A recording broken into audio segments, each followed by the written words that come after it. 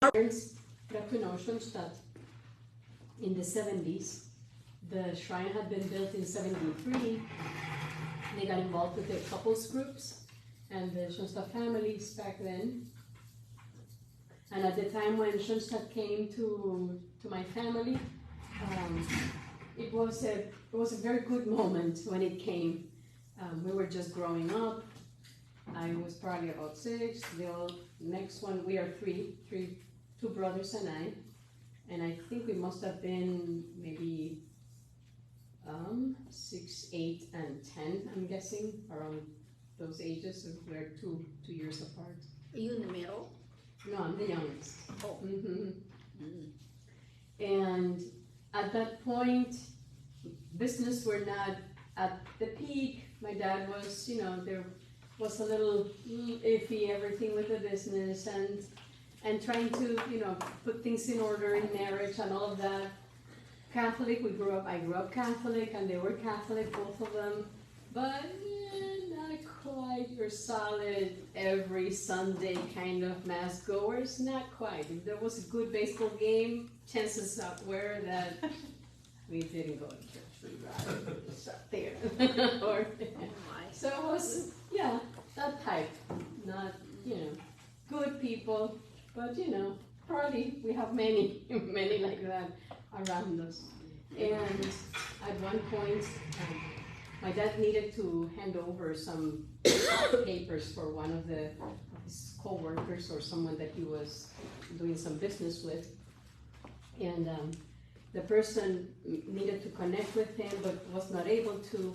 And the sisters had already built the shrine, and being in the construction business, they knew exactly what type of structures were where each place. And so someone said, there's a German chapel in such a town. My wife frequently goes there.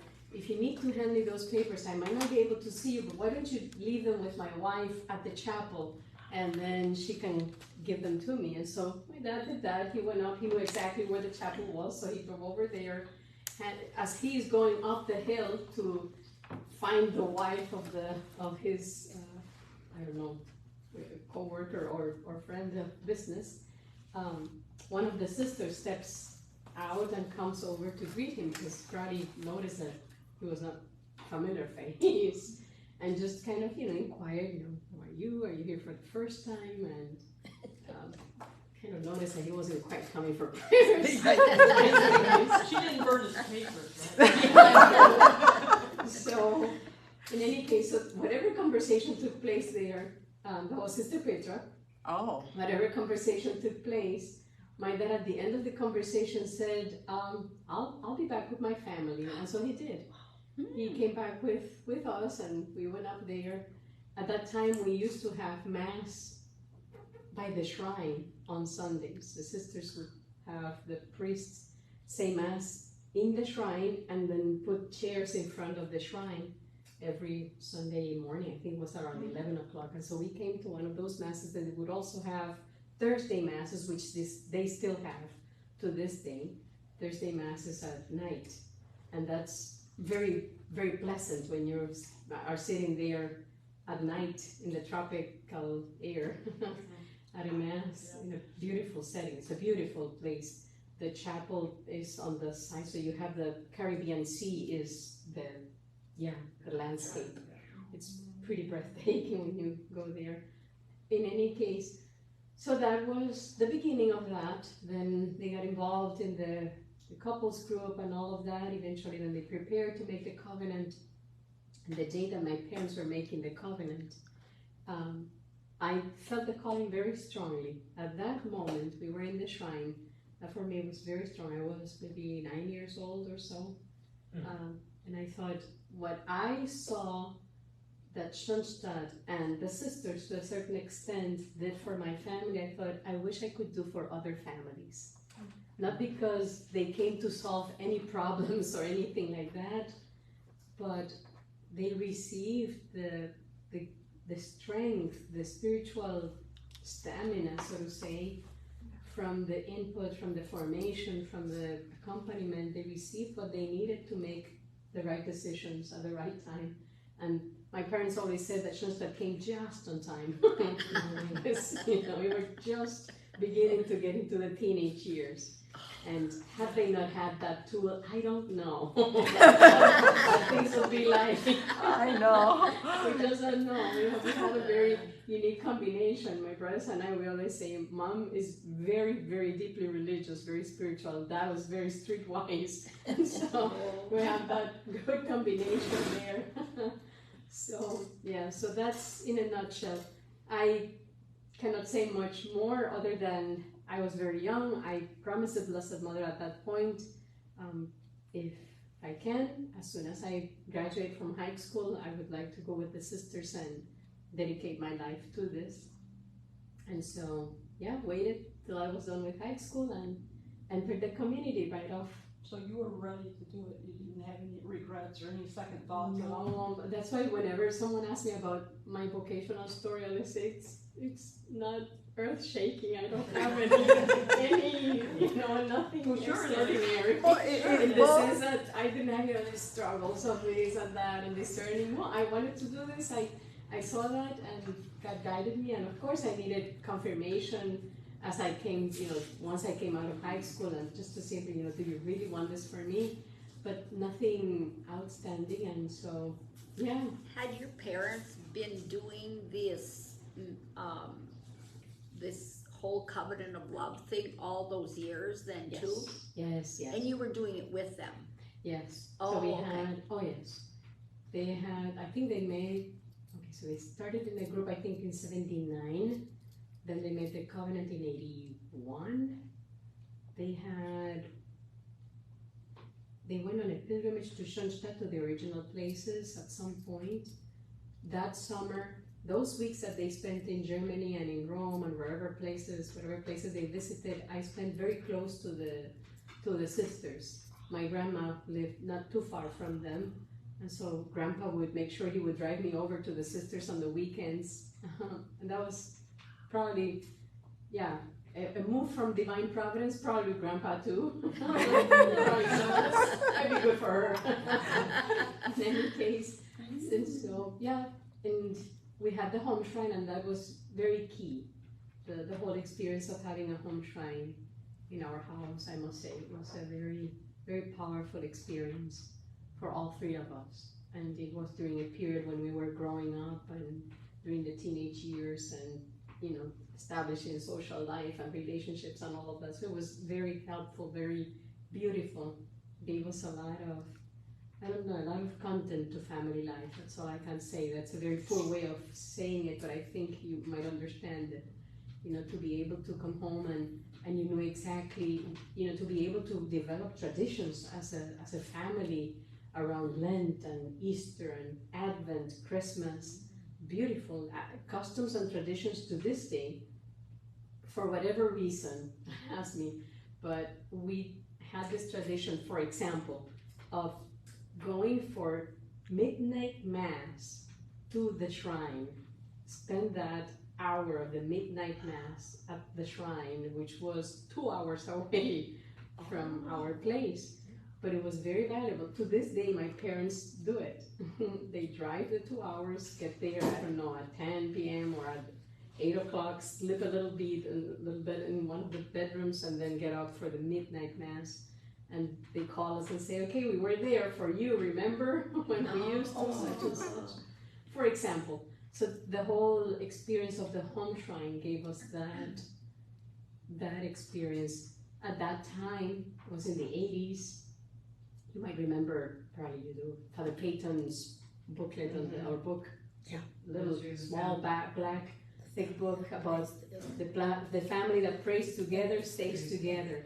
And so that was at home a little Bible along with the home shrine. So that was very powerful, having the home shrine and having that input of the prayer book from Father Peyton, and then adding to that the prayers from Schoenstatt and many other things. So yes, hand in hand, both things. Did you pray the rosary? We prayed the rosary mostly in October, or whenever there was something. My mom for sure, and she would always invite us. We not always said yes. Good Schoenstatter, she gave us that freedom, and that I think it's a credit to her. She learned that. Father 𝐾 was also very strong in giving freedom, in giving that freedom, and that was, I think, one of the best things that she was able to do. We would negotiate. She was very good at negotiating. You can go, but just know such and such and such is your responsibility. So you know, and she was fine. That's fine. You can, and you may. But on this end, you have to such and such and such. And so we knew. Also, we enjoyed, but we also had to. Yep, we owe it to mom. And so, in that way, we had that freedom. But yes, we did. But mostly in October that we would do the rosary together, or sometimes when we would travel, we would take advantage and then pray the rosary.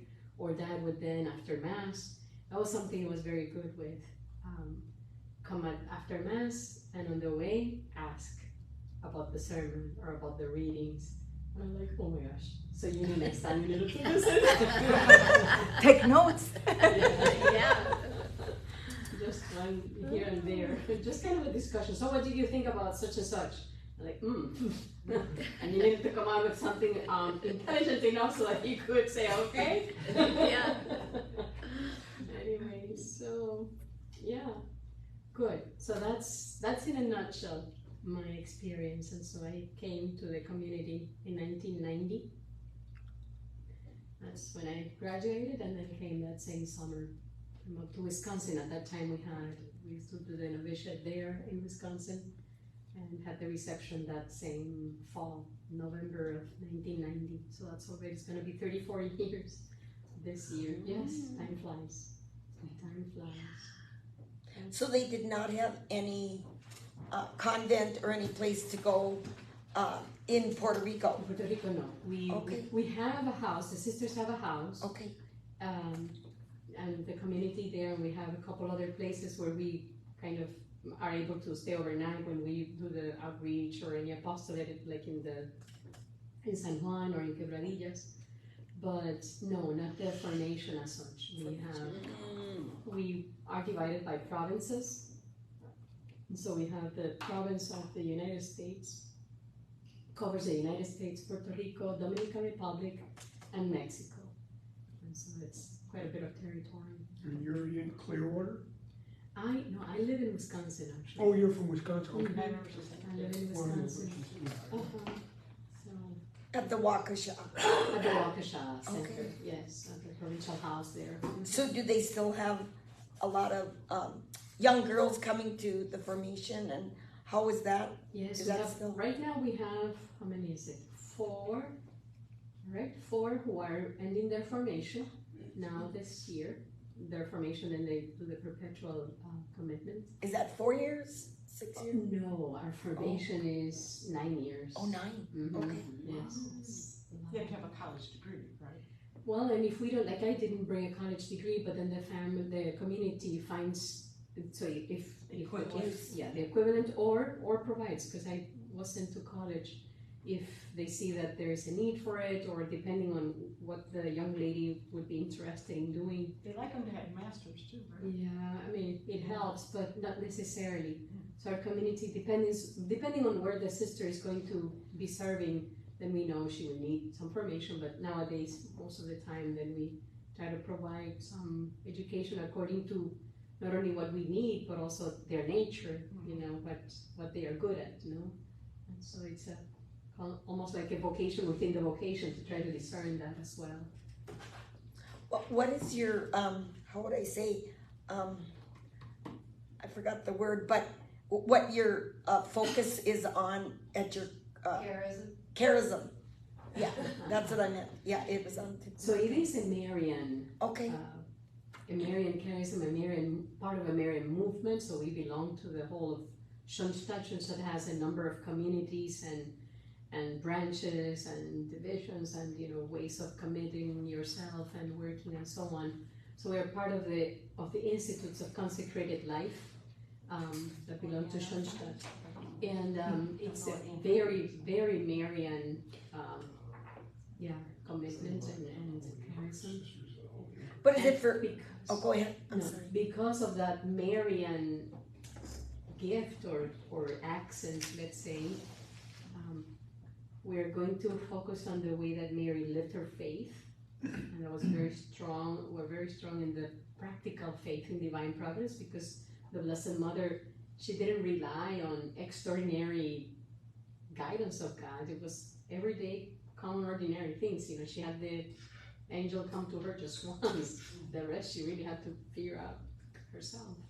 You know, when you think Saint Joseph said, "Let's go to Egypt," didn't have, you know, she wasn't the one who had the dream. It was Joseph. So she had to really obey God in everyday life.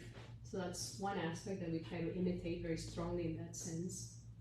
Very patrocentric, as we can see, you know, Christ. Look at how many times Christ mentions the word Father in the Gospels, the Father Kingdom, the will of the Father, the Father and I. And so we know the Blessed Mother, as much as she was Christ-centered, she must have been also Father-centered as well, when we see her giving that yes to the angel. You know, let it be done. And the generations will call you blessed, for God has shown himself mighty in her. And so those are aspects that we stress very strongly in our spirituality. Now, being Marian also, so that's more in the spiritual line, more in the how we work or how you find us, because our stress is in the Marian character, the Marian personality. So we are going to be there, what can I say, at the feet of Christ. So wherever Christ needs to penetrate the world, we're going to be there. So there are moments when you're going to find us as professionals. So there are sisters who are professors, who are workers out there, and some are going to be in church environment, working at a parish or being parish assistants or DREs and so on, or some are going to be serving within the community, be it, you know, behind the stove or behind the computer, behind the camera, behind the editing work and so on, or those of us who are going to be more in the line of the apostolate with the retreats and workshops, formation, etc. And right now, for example, we have a good number of sisters who are older, and so we have other sisters who are nurses. We take care of our members until the day they die, and we have our own cemetery too. So it's more of a family environment, and that's also part of that Marian character as well, the forming of family life. And so the Marian aspect, it would be what I would say is it's the center. Mm-hmm. Do you get to go home and see your family? I do. This year I have to go. Oh, yes. once a year then about?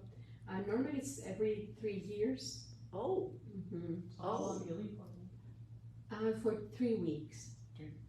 Every 3 years, 3 weeks. But that's because because it's Puerto Rico. But those who live here in the United States, they go every year.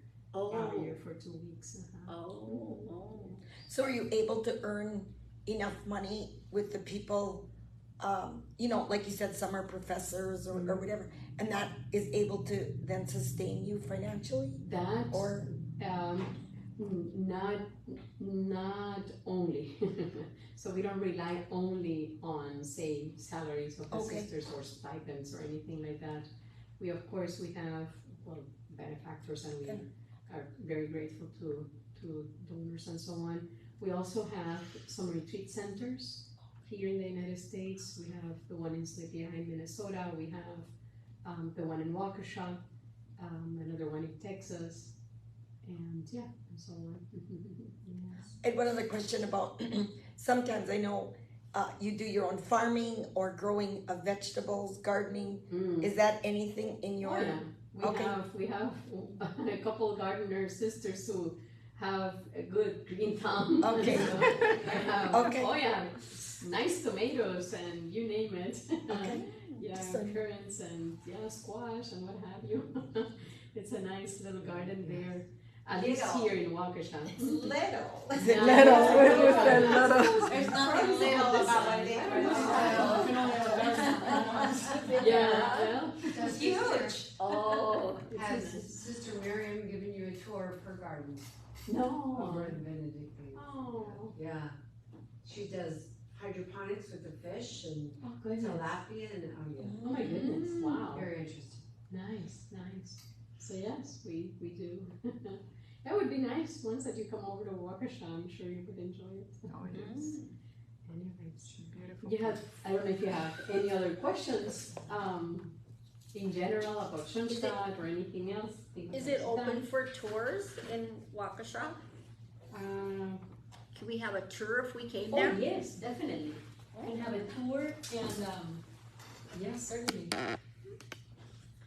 So we have over there not only the provincial house and the retreat center, there are also some other shrines that are historically quite significant because of the history that unfolded there during the time when the church put our founder to test, which is, is very common and it's what the church needs to do. And so during that time, he spent those years in Milwaukee.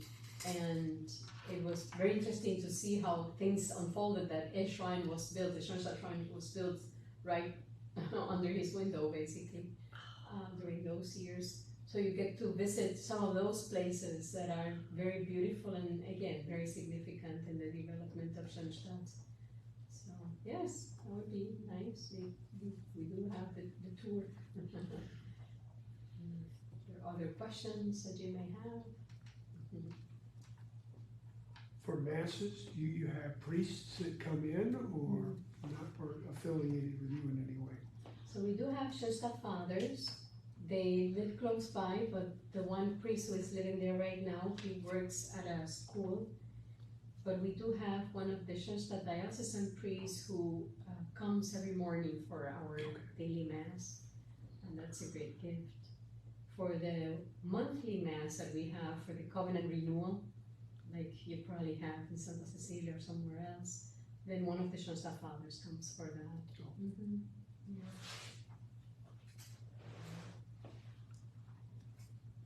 You have Schoenstatt fathers and also diocesan Yes, fathers? diocesan fathers, Schoenstatt fathers, the Schoenstatt sisters, the ladies of Schoenstatt, Schoenstatt brothers, and the Schoenstatt Institute of Families. And that's something very new in the church. That's at the level of institutes of consecrated life or secular institutes. And then there are also federations, which is a type of union or pious union within the church that they live forms, specific forms of the evangelical councils as lay people in the world. And they receive quite a bit of formation, but I'm not particularly considered consecrated life as such, but it is to a certain degree. And those are federation of priests, of couples, of men, of women, and so on. And then at the level of league, which is part of the actual, what can I say, the backbone of the apostolic movement per se. These are the people then who are in the midst of their parish life, of their workplaces, bringing the Schoenstatt spirituality into their daily lives. And that can also be at the level of member or at the level of associates. And there for those commitments, especially for the commitment at the level of member, there's a lot more formation in that sense. And then pilgrims, who are all those who come and benefit from the graces of the shrine, and for example, for retreats, sporadic times of formation or inspiration, and so it's in a nutshell, kind of like the different degrees of commitment, so to say. Do you see the church in general open to the Schoenstatt movement, or there's still more work to be done?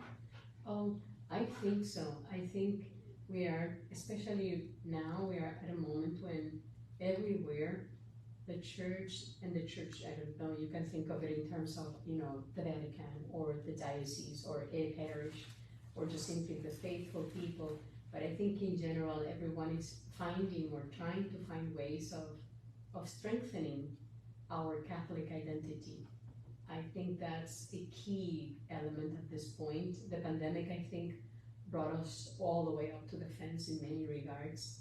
And right now to see how do we move into the future. Much of what Pope Francis is trying to do with the synodality, which for some it's a bit daunting and for some it's a little bit of a source of insecurity, but rock bottom, I think it's the question, how do we move into the future, secure of who we are as Catholic people?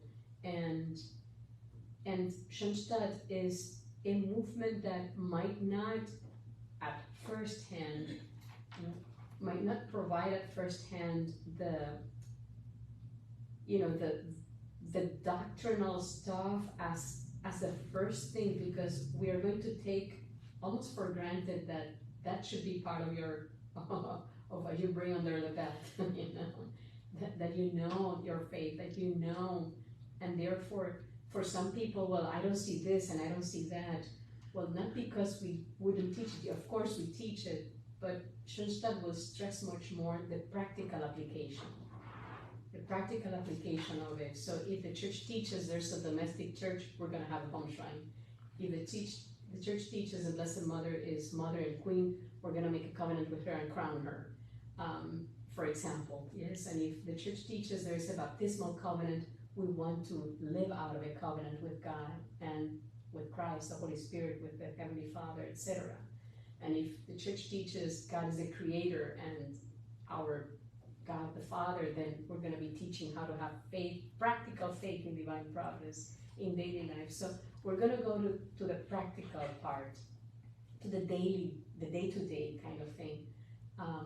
And I hope as we try to find ways, I think for many years we struggled, it's a European movement, it's German, and to work through the language and try to translate many terms on many things has taken us years and years. But I think little by little, there's more openness on the contrary, almost a need for it, because if we don't bring the tenets of our faith, if we don't bring them and translate them into practical life, how are we going to walk into the future? The theory alone won't do it, yes. So, yeah, I don't know if that answered your question, but... Kind of. But I'm also thinking about priests, maybe dioceses that are not open to 𝐶.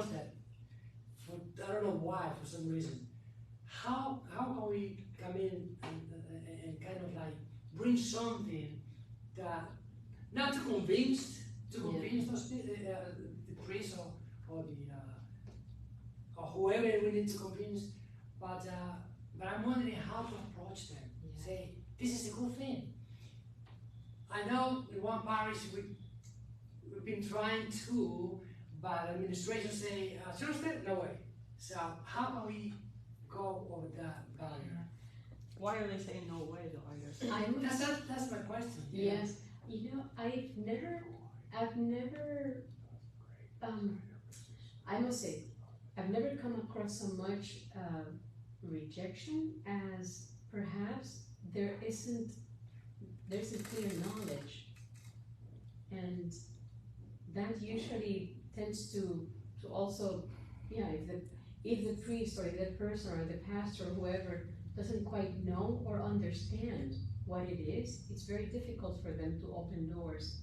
But that has been, at least for me, most of the time. Now, to take the time to explain or to show what it is, it takes manifold ways. Some would be enough to give them a flyer and a book, and that would be plenty for them. Right. Thank you so much. But for some, it won't be enough. For some, they have to see it in life, or they have to see how they work in the parish, or they have to see it for several years. So for some, that knowledge and understanding takes a little more, and it's not nothing that we have to shift or do. I think it's just a matter of the person having enough time to get into it, or to learn about it, or to listen about it, and so on. So I would say, usually that's what I've been able to see. And very often it's just simply a lack of knowledge, not ignorance as such, not that they don't know, but that they don't quite understand what it is, or cannot quite wrap their mind around it. 𝐶 is not knowledge, 𝐶 is life. And I think that's what makes it a little hard for some people, because reading one brochure might not be enough. Sister, I remember last year when the 𝐶 movement has the Holy Spirit Congress in Germany. That was last year. I remember there was this document that it was the letter to the family, and it was like, we are the letter. Each one of us is the letter that represents 𝐶. And because we said this is a movement of transformation, forming a new man in a new community, I think many of these questionings that an administration will get an answer according to how we present 𝐶. If we are living our spirituality and growing in it, we will be that letter that will canonize Father Anthony. That will be the letter that represents 𝐶, that we, as the ones that have a covenant, in my experience of 4 years with the covenant, in the self-education that we talk about today, that I mentioned a little bit, how we grow and how we portray the movement and represent, because we are that letter. We are that letter of representation. We as Catholics are that letter to show who we are as a Catholic in the outside world. And as a movement, we're the ones that said, I am part of this movement, I am committed to this, my level.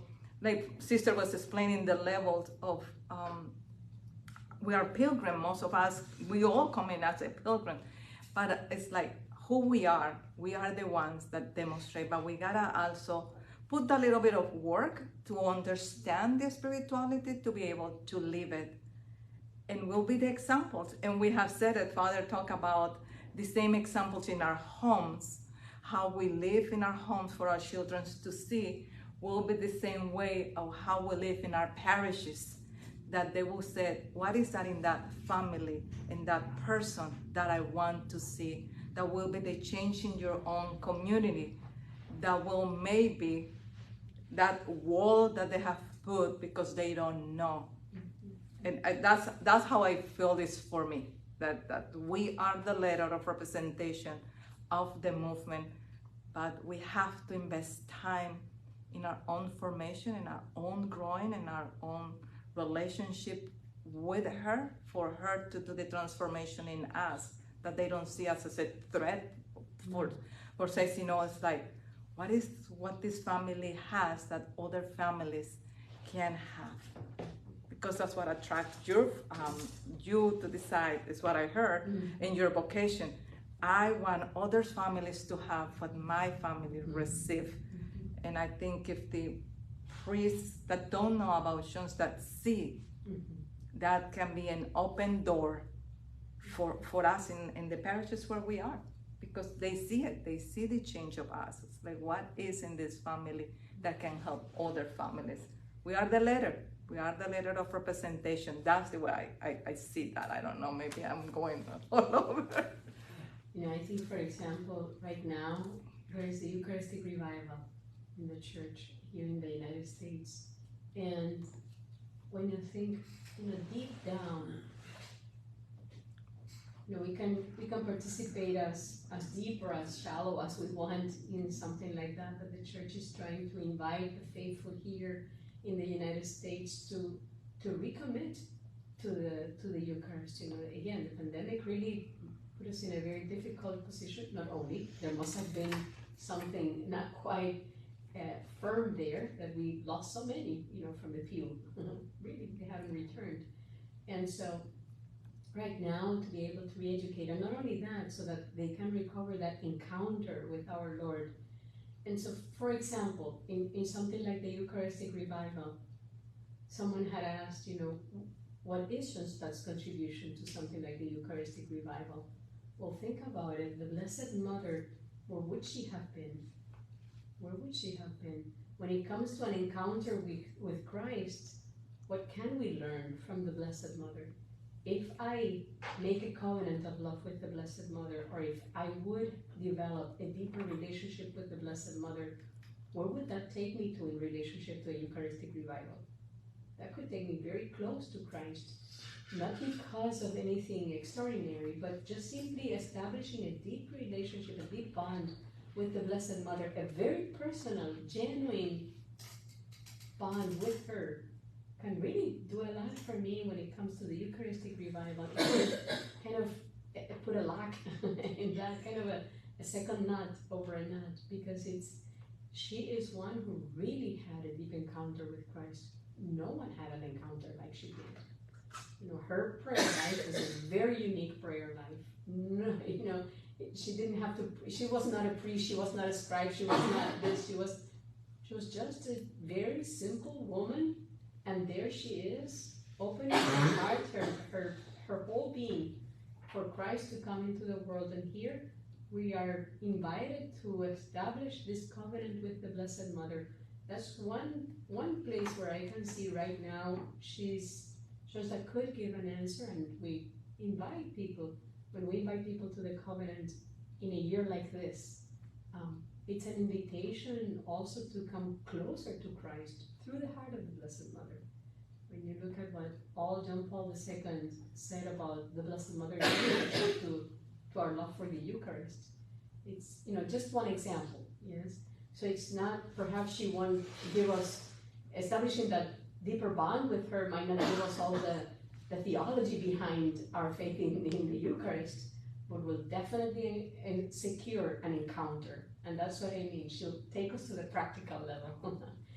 If this means an encounter with Christ, then let's go to the example. Who's going to be the teacher for us? That's going to be Mary. She's going to teach us what a deep encounter with Christ is going to look like. So again, an example of what is an answer for today. Yeah. Just getting families to pray together, it would be. Yes, that alone. I mean, this is not like it was 100 years ago or whatever. No. I just want to make a comment. We must be placed in a godly mission, because our Bishop Andrew Cousins, is the national head of this Eucharistic revival movement, and has he been a year and a half maybe, our bishop? He's absolutely a wonderful Marian bishop. He's just so awesome. Yeah, we're so pleased, we're so happy. And also, I've listened to some YouTubes by priests.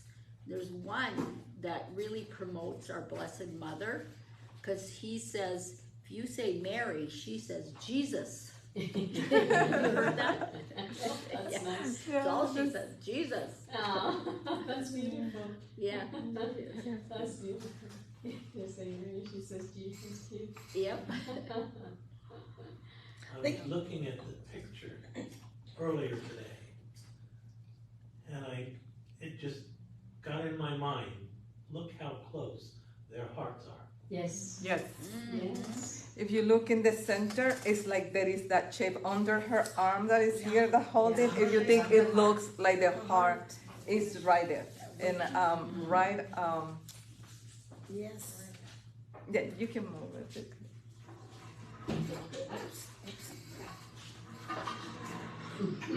Now we can't see it. Oh. I know it's a little bit heavy. The wheels have fallen. Oh. So the painter, now this is a copy of a copy, but the painter had a few techniques from that time. 1600s, I'm gonna say. Okay, so he had the claroscuro, so shade and light at the same time. So if you notice, one side is shade and the other side is light. That's one item. But also her mantle, if you follow her mantle is wrapped around him. So it's the unity between both. She has some Byzantine elements.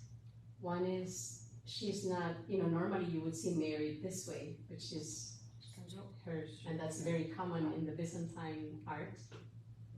And then also there's the way that her hands are. So she has the M in this one, and the finger like this, which in most of the icons where you see Mary, some of them she's really like this, but here it's very, very subtle that she's pointing to him, and that's a very common element of the Byzantine art of Christ and Mary, where Mary points to Christ. The heart to heart is definitely very clear that he put both hearts there together, one to one, and that she is almost like pressing him to her heart. Also, the fact that a child of that age, could you hold a child like that? Not very long. It's almost as if she would be holding onto him more than holding him. So in a way, it's like this child stands on its own. Holding on to her. It's God. Their eyes are like, the other guy said, the eyes are looking at us. Yes, the eyes, the way that he did the eyes, it doesn't matter where you're standing, she's always looking at you. Now, if you would draw a line from his eyes, you would end up in heaven. So it's almost like saying, the world of the child is the father in heaven, the world of the mother is the children. Also, the colors that he used are earthly colors, not heavenly colors. It's brown, cream, greenish, terracotta. So these are earthly colors, not quite your heavenly. It's not blue and white, as you would normally find her. So in a way, it's a very, very human, very warm kind of picture. Oh, that's the ones that I remember. Is there a symbolism in the red? What was In the red? Symbolism in the red? The earth. Terracotta. More like an earth. anything in particular about the red? The red normally in the artwork will denote her Suffering, huh? suffering, kind of her martyrdom. The inner suffering. And yeah, so that's some of the elements that are very interesting to see from the picture of the Blessed Mother. Was the daughter of the painter who actually posed for the picture. There's another one where the child is actually on her lap, and then he did a Saint Joseph that pretty much has almost the same features, but it's Saint Joseph and holding the child just like her, from the same painter, 𝐒𝐥𝒚. So it's a very interesting painting. At first, when they received the painting as a gift, so I don't know, when you saw the video, you saw them carrying an octagonal picture among the crowds. That was in the original in Schoenstatt. For the centennial of Schoenstatt, they took the picture down and carried it through the crowds. It was awesome. Anyways, so that painting that they bought, I don't know, in 1915, they brought it from an antique shop. At first, the young men didn't like her because she was too Italian, too gentle, too much brown and too much, soft features. They were expecting an Immaculata crushing the head of a serpent. But here comes this gentle mother with the baby. So Father Anthony said, well, we that's all we had. We put the nail and hung the picture. That's basically what the Chronicle says. And so he kind of worked them into liking her, through the talks and the lectures and so on. So it's a very beautiful painting. Yes. Okay. It's almost 3 o'clock. Yes, and at 3 o'clock we have I that don't on know if you there. have more questions or comments.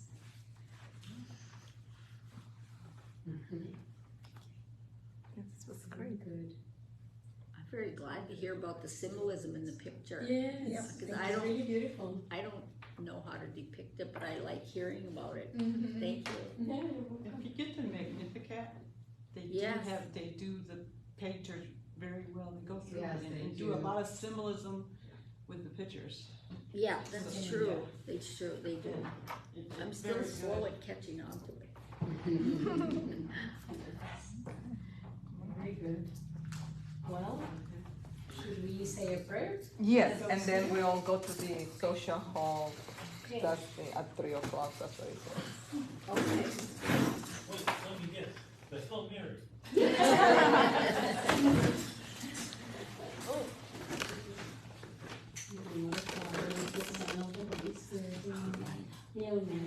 Full of grace, the Lord is with thee. Blessed art thou amongst women, and blessed is the fruit of thy womb, Jesus. Holy Mary, Mother of God, pray for sinners, now and the hour of our death. Amen. To the Father, and to the Son, and to the Holy Spirit, as it was in the beginning, is now, and